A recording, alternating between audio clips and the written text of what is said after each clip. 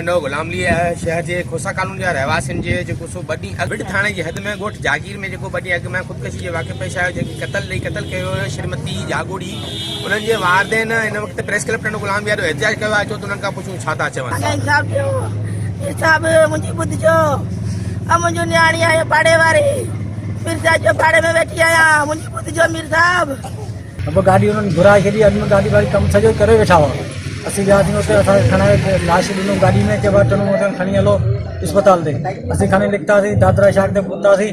पोइ हुनजा ॿ माण्हू आया मोटरसाइकिल ते। बाबा चए असां गाॾी रोकाए जे वटि हुन गुलाम अली खणी वञो ऐं माण्हू तव्हांजो का शइ कोन्हे माण्हू ख़तमु आहे तव्हांजो नियाणी खे त न खणी घर खणी वञो।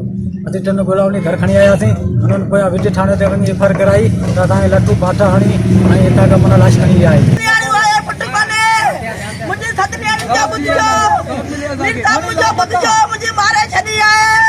उल्टो हिननि जो केस वठण जे बजाय हिननि ते रिपोर्ट दाख़िल कई वई आहे।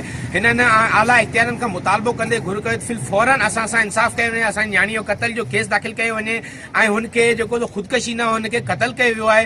हिननि प्रेस क्लब ॾाढो मुज़ाहिरो कंदे एहतिजाज कंदे आला इख्तियारनि खां मुतालबो कयो फिल फौरन इंसाफ़ कयो वञे। कैमरामैन अब्दुल ख़ालिक खोसो सां गॾु आलमचंद लालवाणी, सिंध टीवी न्यूज़, टंडो गुलाम अली।